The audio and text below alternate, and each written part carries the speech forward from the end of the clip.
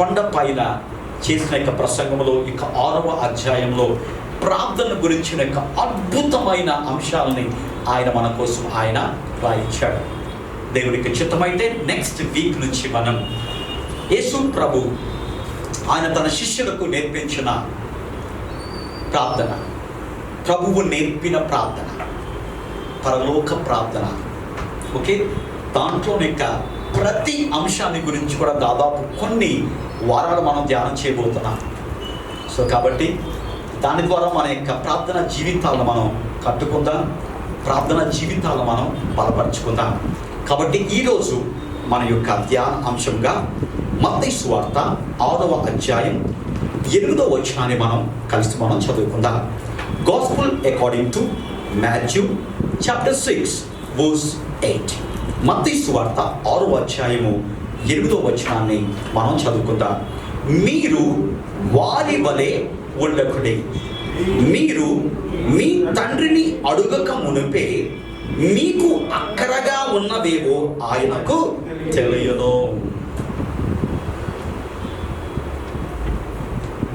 మన యొక్క ప్రార్థన ఎక్కువగా మన అవసరతల కోసం చేసే ప్రార్థనగా కాకుండా ఇతరుల యొక్క అవసరతల గురించి చేసే ప్రార్థనగా ఉండాలని దేవుడు ఈ యొక్క వచనం ద్వారా ఆయన మనకు తెలియజేస్తున్నాడు.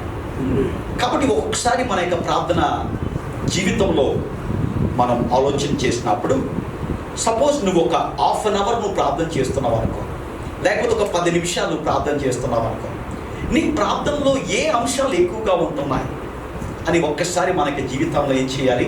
పరీక్ష చేసుకోవాలి, పరిశీలన చేసుకోవాలి. దేవునికి ఇష్టమైనది ఏంటంటే విజ్ఞాపన ప్రార్థన. దేవుడు ఇష్టపడేది ఏంటంటే ఇతరుల కోసం నువ్వు చేసే ఆ యొక్క ప్రార్థన, ఇతరుల పట్ల ఆసక్తితో నువ్వు చేసే ప్రార్థన. సాధారణంగా మనకున్న అవసరతలతో ఎంతో ఆసక్తితో మనం చేస్తాం మనుషులు. కానీ దేవుడు కోరుకున్నది ఏంటంటే నీకున్న అవసరతల గురించి ఎంత ఆసక్తితో నువ్వు ప్రార్థన చేస్తున్నావో ఇతరుల యొక్క అవసరతలను అంతకంటే ఎక్కువ ఆసక్తితో మనం చేయాలి. కాబట్టి ఇది దేవునికి ఇష్టమైన వారు చేసే పని. ప్రార్థన అనేది మన యొక్క జీవితాల్లో అతి ముఖ్యమైనది. ఆ యొక్క అతి ముఖ్యమైన దేవునికి ఇష్టమైన దాన్ని చేసేటప్పుడు చాలా జాగ్రత్తగా దాన్ని దైవ పద్ధతిలో మనం చేయాలి. కాబట్టి యేసు ప్రభు చాలా చక్కగా ఆయన తన యొక్క కొండ పైన ప్రసంగం పైన ఒక గొప్ప ప్రసంగికుడిగా, యేసు ప్రభుని మించిన ప్రసంగికుడికి లోకంలో ఎవరు లేరు. యేసు ప్రభు బోధించిన రకంగా ఎవరు కూడా బోధించలేరు. అలాంటి యేసయ్య ఇక ప్రార్థన గురించి చాలా చక్కగా ఆయన మనకు తెలియజేస్తున్నాడంటే ఇక ప్రార్థన యొక్క విలువలు, మన ప్రార్థనలో ఉండవలసిన ఆ యొక్క విధానాన్ని మన యొక్క జీవితాల్లో మనం ఏం చేద్దాం? పరిశీలన చేసుకుందాం. అన్ని విషయాల్లో మనం వృద్ధి పొందాలని దేవుడు కోరుకుంటున్నాడు. మనం నిన్న ఉన్న దానికంటే దేవునిలో ఈరోజు మనం దేవునిలో ఎక్కువగా మనం ఉండాలి. గత సంవత్సరం దేవునిలో ఉన్నదానికంటే ఈ సంవత్సరం మనం దేవునిలో ఏం చేయాలి? ఒక అద్భుతమైన ఆయనతో సంబంధం కలిగిన వారిగా మనం ఉండాలి. కాబట్టి మన యొక్క జీవితాల్లో విశ్వాసి ఆత్మీయముగా ఒక గొప్ప స్థితిలో ఉన్నాడు అని తెలుసుకునే దానికి వారి యొక్క ప్రార్థనా జీవితం పైన ఆధారపడుతుంది.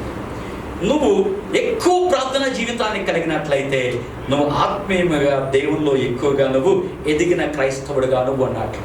అలా కాకుండా నువ్వు మిగతా కార్యక్రమాలు చాలా ఎక్కువ చేయొచ్చు, ప్రార్థనను తక్కువగా చేస్తున్నావు అనుకో, అప్పుడు మన యొక్క జీవితాలను మనం ఏం చేయాలి? ఒకసారి మనం పరిశీలన చేసుకోవాలి. కారణం ఏంటంటే దేవునికి ఇష్టమైనది, దేవుడు నేర్పించినది, దేవుడు కోరుకుంటున్నది, ప్రస్తుతము దేవుడు చేస్తున్నది ఏంటంటే ప్రార్థన. అలాంటి ప్రార్థన మన యొక్క జీవితాల్లో మనం కలిగి ఉండాలని దేవుడు కోరుకుంటున్నాడు.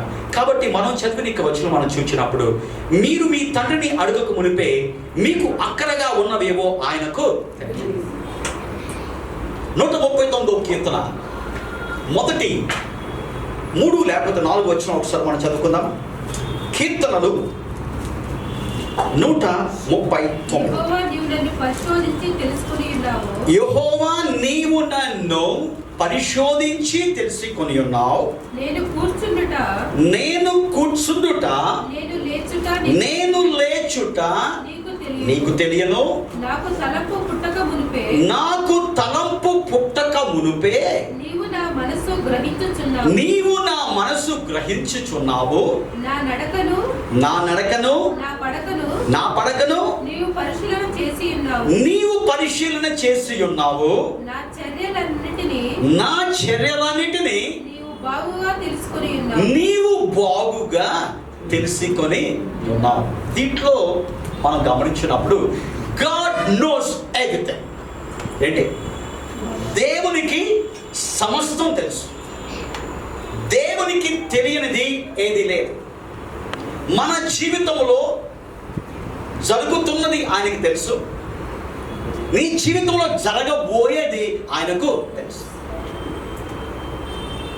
గత కాలంలో జరిగినవి నువ్వు మర్చిపోవచ్చు, కానీ దేవునికి మాత్రం అవి కూడా బాగా తెలుసు. కాబట్టి గాడ్ నోస్ ఎవ్రీథింగ్. దేవునికి ప్రతిదీ తెలుసు. అప్పుడు ఒక ప్రశ్న వస్తుంది, దేవునికి ప్రతిదీ తెలుసు కదా, మరి ఎందుకు నేను ప్రార్థన చేయను? అని తెలుసు కదా, ఎందుకు ప్రార్థన చేయను? దీంట్లోనే ఒక మర్మాన్ని దేవుడు దాచి ఉంచాడు. నువ్వు నేను ఎందుకు ప్రార్థన చేస్తున్నావంటే నీకున్న అవసరాలు తీర్చుకునే దాని ఇక్కడ ప్రార్థన. క్రైస్తవ సమాజం పొరపాటు పడేది ఎక్కడో తెలుసా? ఏంటి? ప్రార్థన అంటే 90% లేకపోతే 99% ఏంటి?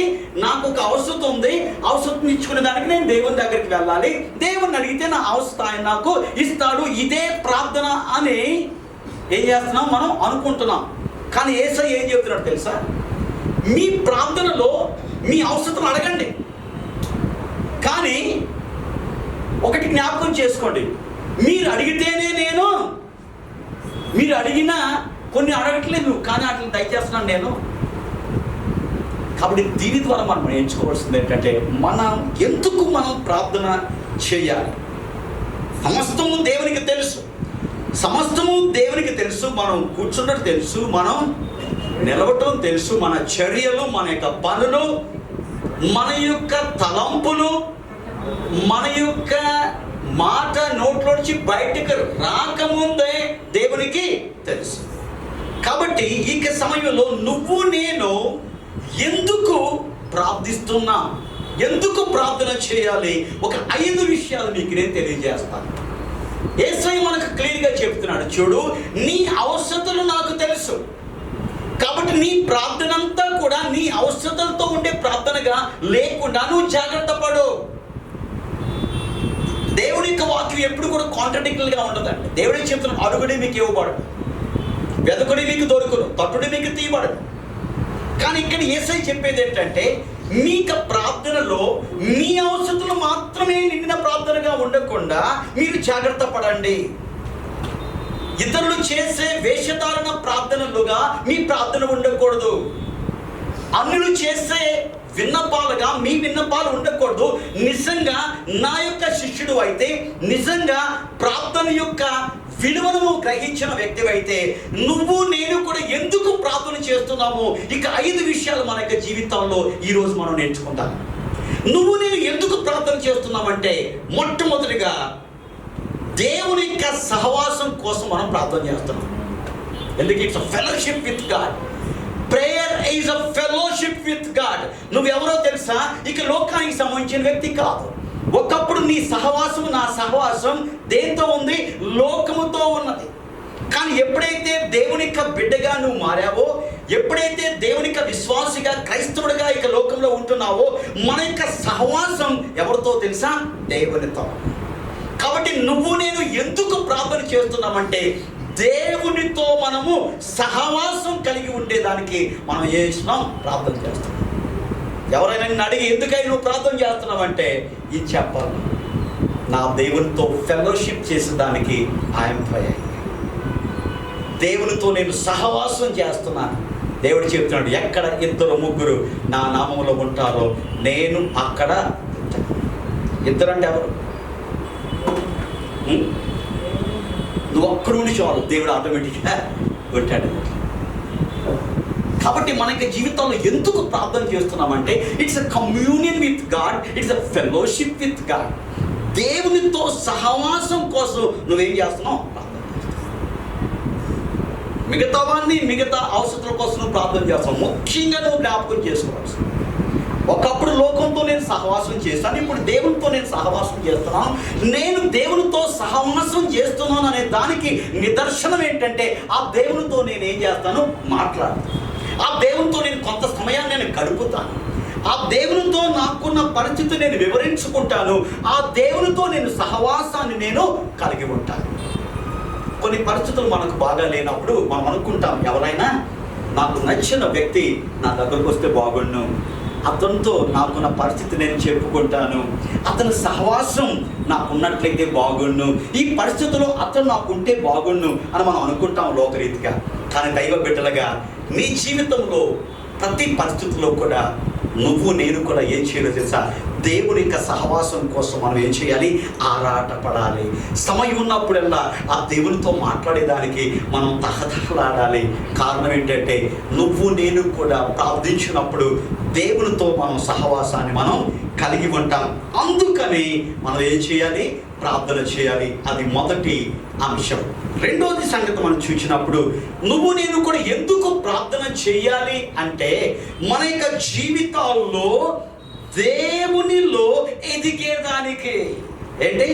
ఇక లోకంలో నువ్వు ఎదుగుతున్నావు, మంచిదే.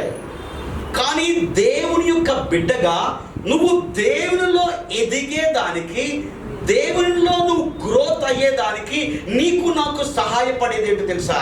ప్రార్థన. అందుకని మనం ప్రార్థన చేస్తున్నామండి. నీ అవసరాల కోసం మాత్రమే కాదండి. నువ్వు నేను ఎందుకు ప్రార్థన చేస్తున్నా? నాయన, నేను నీ బిడ్డగా, నేను నీలో ఎదిగే వ్యక్తిగా నేను ఉంటాను నాయన. నీలో ఎదిగే వ్యక్తిగా ఉండాలంటే నీ సహవాసంలో నేను ఉండాలి. నేను నీలో ఎదిగే వ్యక్తిగా నేను ఉండాలంటే నీతో నాయన కలిసి నేను ఉండాలి. కాబట్టి ఆ రకంగా నాయన నీతో కూడా కలిసి నా సమయాన్ని వెచ్చించేదానికి నేను ప్రార్థన నేను చేస్తున్నాను. ఈ లోకంతో నువ్వు ఎక్కువ సమయం గడిపితే లోకంలో నువ్వు ఎదుగుతావు. లోకంతో సాధ్యమైనంత తక్కువ సమయాన్ని గడిపి దేవునితో సాధ్యమైనంత ఎక్కువ సమయం గడిపితే నువ్వేం చేస్తావు? దేవునిలో ఎదుగుతావు. చాలామంది అనుకుంటారు, బైబిల్ నేను చాలా మంచిగా చదివితే దేవునిలో నేను ఎదుగుతాను. మంచిదే, నేను కాదని చెప్పని. అనేకమైన ప్రసంగాలు విన్నప్పుడు నేను దేవునిలోనే ఎదుగుతాను. మంచిదే, నేను కాదని చెప్పను. అనేకమైన సహవాసాలకు వచ్చినప్పుడు నేను దేవునిలో ఎదుగుతాను. మంచిదే. కానీ ముఖ్యముగా నువ్వు నేను కూడా మన కుటుంబాలు దేవునిలో ఎదిగేదానికి మనకు కావాల్సింది ఏంటంటే తెలుసండి? ప్రార్థన. నువ్వు ఎంత ప్రార్థన చేస్తున్నావో అంత దేవునిలో నువ్వు ఎదుగుతున్నట్టు. విషయాలు ఏంటంటే అన్నీ చేస్తాం, అన్నీ చేసేదానికి ఇంట్రెస్ట్ చూపిస్తాం. కానీ ప్రార్థన ఒక 15 నిమిషాలు చేసేదానికి, ఒక 30 నిమిషాలు చేసేదానికి మనకి చాలా కష్టంగా ఉంది. అంటే దాని అర్థం ఏంటో తెలుసు? నువ్వు దేవునిలో ఎదగవలసిన రీతిలో ఇంకా నువ్వు ఎదగలే. కొంతమంది భక్తుల జీవితాలు మనం చూసినప్పుడు ఆ ప్రార్థన గదిలోనికి వెళ్ళి వాళ్ళు ఎప్పుడో బయటకు వస్తారో వారికే తెలియదంటే కారణం ఏంటి? ఆ ప్రార్థన రుచిని వారు తెలుసుకున్నారు. అందుకని ఇక లోకంలో మనలాగా వాళ్ళు దేనికి కూడా డిప్రెస్ అవ్వరు. మనకేంటంటే పరిస్థితులు చూచి మనకి జీవితాలు మారిపోతూ ఉంటాయి. చుట్టూ ఉన్న పరిస్థితులను చూచి, చుట్టూ ఉన్న యొక్క బాహ్య పరిస్థితులను చూచి మనకున్న మూడ్ మారిపోతూ ఉంటుంది. కానీ వాళ్ళకి ఎలాంటి పరిస్థితులు ఉన్నప్పటికీ కూడా ఆఖరికి ప్రాణాపాయ స్థితులు వచ్చినప్పుడు,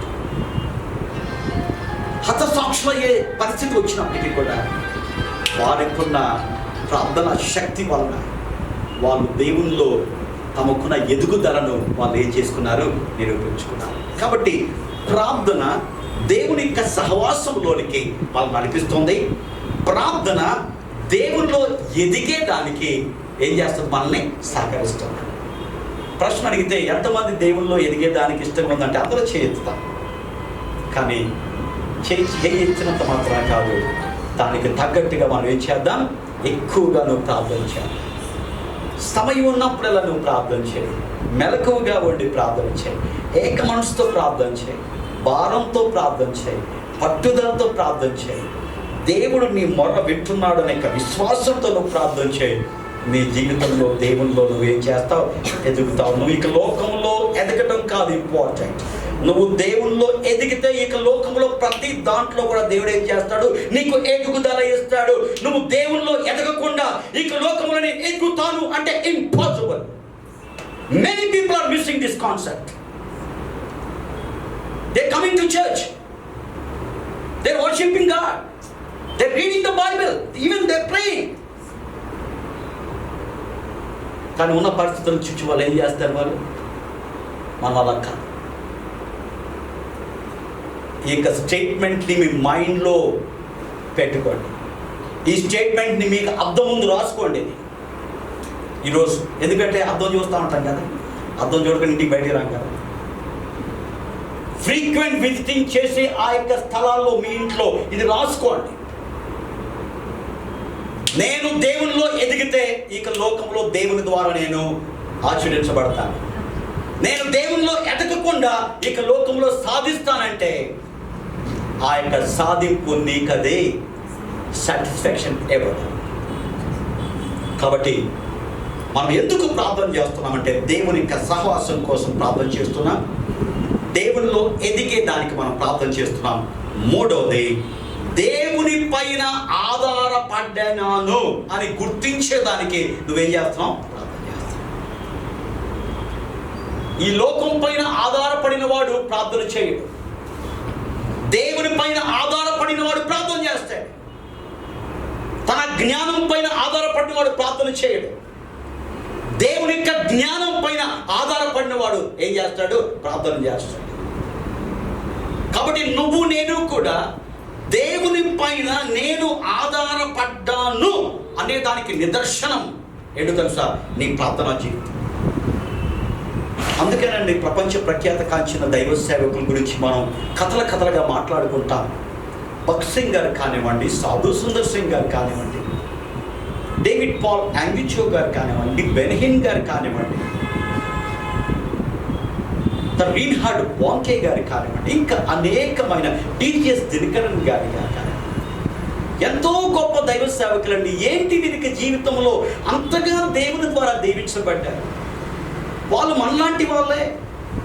మనలాంటి టెంప్టేషన్స్ వాళ్ళకు ఉన్నాయి. మనకంటే వాళ్ళు బిజీ పీపుల్ తెలుసా అండి. వాళ్ళు ఏదో ఖాళీగా ఉన్నారు కాబట్టి ప్రార్థన చేశారు అనుకోవద్దే.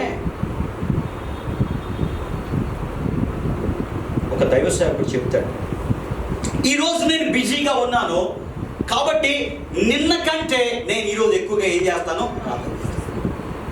మనం ఏం చేస్తాం? ఈరోజు నేను బిజీగా ఉన్నాను కాబట్టి నేను తక్కువ ప్రార్థన చేస్తాను. ఒకవేళ రేపు నాకు ఫ్రీ టైం దొరికితే అప్పుడు నేను ఏం చేస్తాను? ఎక్కువగా నేను ప్రార్థన చేస్తాను. అది కాదు కాన్సెప్ట్. నువ్వు ఎంత బిజీగా ఉంటే అంత ఎక్కువ సమయం నువ్వు ప్రార్థనలో నువ్వు గడిపితే ఏమవుతుందో తెలుసా? దేవుడు నీ జీవితంలో ఏం చేస్తాడు? బలాన్ని ఇస్తాడు. క్రైస్తవ జీవితం అంటే శక్తి కలిగిన జీవితం అండి. క్రైస్తవ జీవితం అంటే ఆశామాచి జీవితం కాదండి. దేవుడు ఎంత సులభమైన పద్ధతిని మనకి ఇచ్చాడో తెలుసా అండి.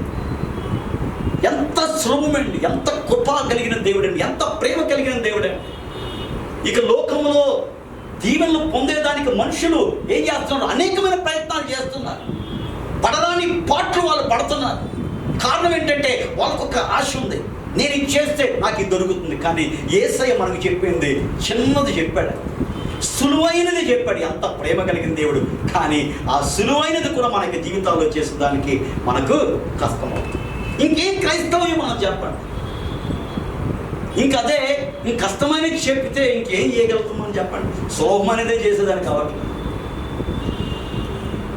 ఒకసారి మనం ఆలోచించేద్దాం. మనకి జీవితాలు మనం పరిశీలన చేసుకున్నాం. కాబట్టి ప్రార్థన అనేది మన అవసరాలను తీర్చుకునే దానికి మాత్రమే కాదు.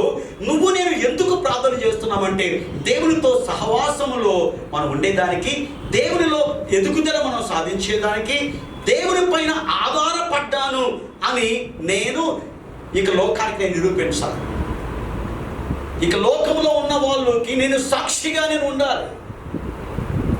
నాకున్న ప్రతి పరిస్థితుల్లో ఇక లోకానికి నేను యేసయ్యను చూపించాలి. నేను ఎవరిపైన ఆధారపడ్డానో ఇక లోకానికి నేను తెలియచేయాలి, నా కుటుంబానికి తెలియచేయాలి, నా ఇరుగు పొరుగు వారికి నేను తెలియచేయాలి. తల్లిదండ్రులు ప్రతి పరిస్థితికి దేవుని పైన మీరు ఆధారపడితే ఆటోమేటిక్గా మిమ్మల్ని చూస్తున్న ఇక పిల్లలు కూడా ఏం చేస్తారు? దేవుని పైన ఆధారపడతారు. నువ్వు ఇక లోకంలో అనేకమైన ప్రయత్నాలు చేస్తున్నావు, వాడు కూడా నీకంటే డబుల్ ప్రయత్నాలు చేస్తాడు పెద్దగా. అందుకనే చిన్న పిల్లలు ఉన్న ఇంట్లో మనం ఏం చేయాలి? చాలా జాగ్రత్తగా మనం ఏం చేయాలి? దేవుని గురించి వాళ్ళకి ఏం చేయాలి? మనం తెలియజేయాలి. బైబిల్ ఒక మాట ఉంది, నాకు వేరుగా ఉండి మీరేమి ఆయన యందు ఉంటే మనం ఏం చేస్తాం? బహుగా ఫలిస్తాం. బహుగా ఫలించాలి. ఎప్పుడు అవుతావు? బహుగా ఫలిస్తావు. నువ్వు ఆయనలో ఉండాలి, ఆయనకి సహవాసంలో ఉండాలి, ఆయనలో నువ్వు ఎదగాలి, ఆయన పని నువ్వు ఆధారపడ్డాలి. అప్పుడు దేవుడు ఏం చేస్తాడు? బహుగా నిన్ను ఫలిస్తాడు. ప్రార్థన చేసేదానికి మీరు ఎక్కడికి వెళ్ళక్కర్లేండి, ఏం కష్టపడక్కర్లేదండి. మీకున్న ఇంట్లో, మీకున్న స్థలంలో, మీకున్న సమయంలో అండి ఒక్కసారి దేవుని వైపు చూచి నేను ప్రార్థన చేయండి. ప్రార్థన శక్తిని మనం రుచి చూచినప్పుడు ఇక లోకంలో దేనికి కూడా మనం భయపడే అవసరం లేదండి.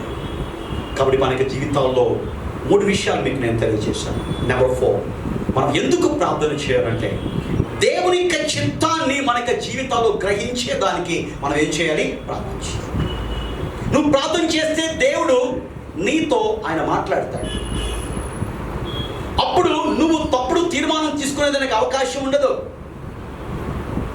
దేవుడు గైడ్ చేస్తాడు. దేవుని యొక్క విల్ నీ జీవితంలో తెలుసుకునే దానికి ఉపయోగపడదు.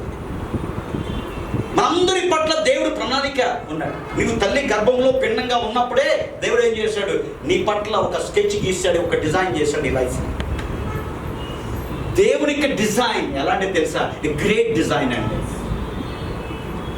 ఎవరైనా ఒక దాన్ని మ్యానుఫ్యాక్చర్ చేస్తే అది ఉపయోగపడకుండా ఉంటుందా? ఉపయోగపడంది ఏది ప్రోడక్ట్ కూడా మార్కెట్లోనికి రాదు. ఈ మైక్ తయారు చేస్తున్నాడు, ఇక మైక్ పర్పస్ ఉంది కాబట్టి మైక్ని ఏం చేశాడు? మ్యానుఫ్యాక్చర్ చేశాడు, ఇక ప్రోడక్ట్ రిలీజ్ అయింది. అలాగే ఇక లోకంలో దేవుడు నిన్ను నన్ను రిలీజ్ చేశాడు. ఎందుకు తెలుసా? యూజ్లెస్ ప్రోడక్ట్గా ఉండేదానికి, యూజ్ఫుల్ ప్రోడక్ట్గా ఉండేదానికి. చాలా మంది అనుకుంటాం, నేను యూజ్లెస్ పీపుల్, నేనేం చేయలేదు, నాకు జ్ఞానం లేదు, ఇది లేదు. దేవుడు ఇక లోకంలో ఉన్న మానవులే చిన్న చిన్న వాటిని తయారు చేసినప్పుడు వాటికి అంత గొప్ప ఉపయోగం ఉంటే నువ్వు నిజంగా దేవుడి చేత చేయబడిన మనం ఎంత గొప్ప ప్రణాళికని దేవుడు మన పట్ల ఉంచాడు. ఆ ప్రణాళిక నీకు జీవితంలో నెరవేర్చబడాలంటే నువ్వు ఆ యొక్క ప్రణాళికను దేవుని యొక్క మార్గంలో నువ్వు నడిచినప్పుడు ఆ ప్రణాళిక నీకు జీవితంలో నెరవేర్చబడుతుంది. ఆ ప్రణాళిక ఏంటో నీకు తెలిసేదానికి దాన్నే దైవ చిత్తం అని చెప్తాం. ఆ యొక్క దైవ చిత్తాన్ని నీకు జీవితంలో గుర్తించేదానికి నీకు సహాయపడేది ఏంటంటే ప్రార్థన. అందుకని ప్రార్థన చేయ, ఆయన నీ చిత్తాన్ని ప్రభువా తెలుసుకునే జ్ఞానం నాకు దయచేయం. ఆయన నా జ్ఞానం కాదు నాయన, నా తల్లిదండ్రుల జ్ఞానం కాదు, నా బంధువుల జ్ఞానం కాదు, ఇక లోకంలో ఉన్న గూగుల్ జ్ఞానం కాదు. నాకు కావాల్సిన జ్ఞానం ఏంటి? నీ జ్ఞానము నువ్వు నాకు తెలియచేయి. నీ జ్ఞానాన్ని నేను తెలుసుకునేదానికి, నీ యొక్క చిత్తాన్ని గ్రహించేదానికి నువ్వు నాకు సహాయం చేయ నాయన అని నువ్వు ప్రార్థించినప్పుడు దేవుడు ఏం చేస్తాడు? తన చిత్తాన్ని నీకు బయలుపరుస్తాడు. ఆ చిత్తానుసారంగా నువ్వు నడిచినప్పుడు నీ జీవితంలో దేవుడు ఉద్దేశించిన ప్రణాళిక ఏమవుతుంది? నెరవేర్చబడుతుంది. ఇక్కడున్న ప్రతి ఒక్కరి జీవితంలో కూడా దేవుడు గ్రేట్ ప్లాన్ ఆయన డిజైన్ చేశాడు. కొత్త ప్లాన్ ఏది నీ కోసం? ఇంకేది నువ్వు అనుకుంటున్నట్టు? నువ్వు తల్లి గర్భంలో ఈ లోకంలో రాకముందే ఆయన ఏం చేశాడు? డిజైన్ చేశాడు. నార్మల్ పర్సన్గా ఉండేదానికి కాదు, ఎక్స్ట్రాడినరీ పర్సన్గా ఉండేదానికి, నీ కుటుంబానికి దీవెనకరంగా ఉండేదానికి, ఇతరులకు ఆశ్చర్యకరంగా ఉండేదానికి, దేవుణ్ణి నామాన్ని మహింపరిచేదానికి దేవుడు అలాంటి అద్భుతమైన డిజైన్తో ఇక లోకానికి పంపించాడు. కానీ సాతాను ఏం చేస్తాడు తెలుసా? ఆ యొక్క ప్రణాళిక నీకు జీవితంలోనికి కలగకుండా వాడు ఏం చేస్తాడు? అడ్డుపడతాడు, నిన్ను డిబేట్ చేస్తాడు. ఆ చిత్తాన్ని తెలుసుకోకుండా వాడు ఏం చేస్తాడంటే నిన్ను బ్లాక్ చేస్తాడు. కారణం ఏంటంటే వాడు మోసగాడు. కానీ వాడికి మోసంలో చిక్కుకొని మన జీవితాలను మనం ఏం చేసుకుంటున్నాం? నష్టపరుచుకుంటున్నాం. కాబట్టి ప్రభునందు ప్రియులారా, ఎందుకు మనం ప్రార్థన చేయాలంటే దేవుని యొక్క చిత్తం మన యొక్క జీవితంలో గుర్తించేదానికి, దేవుని యొక్క చిత్తాన్ని మన యొక్క పిల్లల జీవితంలో గుర్తించేదానికి. ఎమోషనల్గా don't take any decision, decision making అనేది చాలా ఇంపార్టెంట్. ఒక్క decision is enough to do in your life.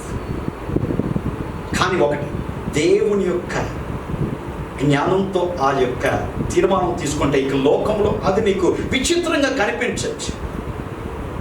లోకం వాళ్ళు నవ్వచ్చు, నువ్వు తీసుకున్న యొక్క తీర్మానం, బట్ అది దేవుని యొక్క చిత్తంలో ఉన్నది కాబట్టి దాని యొక్క రివార్డ్ ఎలా ఉంటుందో తెలుసా? నువ్వు ఊహించలేనంతగా దేవుడు ఏం చేస్తాడేనో దేవుడు ఇస్తాడు. అందుకనే దేవుని యొక్క చిత్తాన్ని గ్రహించే రకంగా మన యొక్క జీవితాల్లో మనం ఏం చేయాలి? ప్రార్థన మనం చేసినప్పుడు దేవుడు తన యొక్క చిత్తాన్ని మన యొక్క జీవితంలో ఆయన బయలుపరుస్తాడు. ఆఖరిగా ఇంకా చాలా అంశాలు ఉన్నాయి, కానీ దీంతో నేను ముగిస్తాను. నేను ఎందుకు మనం ప్రార్థన చేయాలి?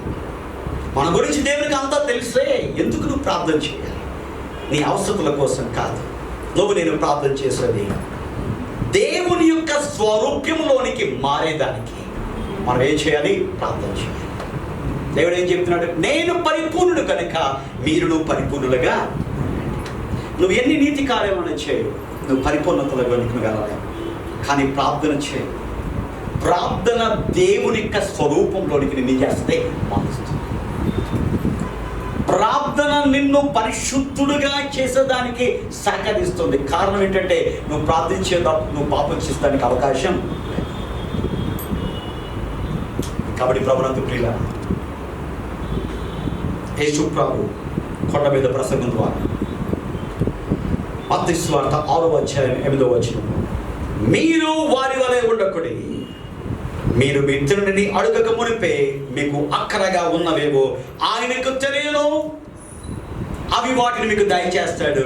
నువ్వు అడిగినా అడగపోయినా నీ అక్కరలను దేవుడు తప్పక ఆయన తీరుస్తాడు. కాబట్టి నీ ప్రార్థన, నా ప్రార్థన మన అవసరతలు తీర్చుకునే దానికి మాత్రమే వాడుకోకుండా ఇక 5 విషయాల్లో మనం ప్రార్థించే ప్రార్థనా పరులుగా మనం ఉందాం. మొదటిది ఏంటండి? ఎందుకు మనం ప్రార్థన చేయాలి? దేవుని యొక్క సహవాసము కోసం మనం ప్రార్థన చేయాలి. రెండవదిగా దేవునిలో ఎదిగేదానికి మనం ప్రార్థన చేయాలి. దేవుని పైన ఆధారపడి ఉన్నాము అని గుర్తించేదానికి మనం ప్రార్థన చేయాలి. తర్వాత దేవునికి చిత్తాన్ని గ్రహించేదానికి మనం ప్రార్థన చేయాలి. ఆఖరిగా దేవుని యొక్క స్వరూప్యములోనికి, ఆయన యొక్క పరిశుద్ధతలోనికి మార్చబడేదానికి ఏం చేయాలి? మనం ప్రార్థన చేయాలి. ఇలాంటి అద్భుతమైన ప్రార్థనను దేవుడు మనకు దయచేశాడు. వీరి యొక్క అంశాలతో మన యొక్క ప్రార్థనా జీవితాలు మనం పటిష్టపరచుకుందాం. ఆ రకంగా ఉండే దానికి పరిశుద్ధాత్మ దేవుడు మనకు సహాయం చేసి నడిపించును గాక. దయచేసి అందరూ కూడా లేచి నిలబడదాం.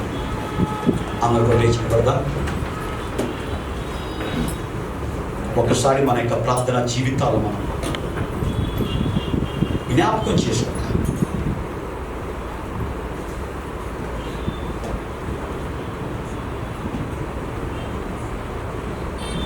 యేసయ్య ఒక కాషన్ మనకిస్తున్నాడు. చూడండి, మీ ప్రార్థనలో మీ అవసరతలు మాత్రమే ఉండే ప్రార్థనగా ఉండద్దు. మీరు అడిగినా అడగకపోయినా అవసరతలన్నీ తండ్రికి తెలుసు. మీరు అడిగితేనే ఆయన ఇవ్వట్లేదు, తన ప్రేమతో ఆయన నీకు దయచేస్తున్నాడు. కాబట్టి నువ్వు అడగవలసినవి ఈ అవసరతలని దేవుడు మనకి ఈరోజు ఆత్మదేవుడు మనకు తెలియజేశాడు. కాబట్టి మనకి జీవితాల్లో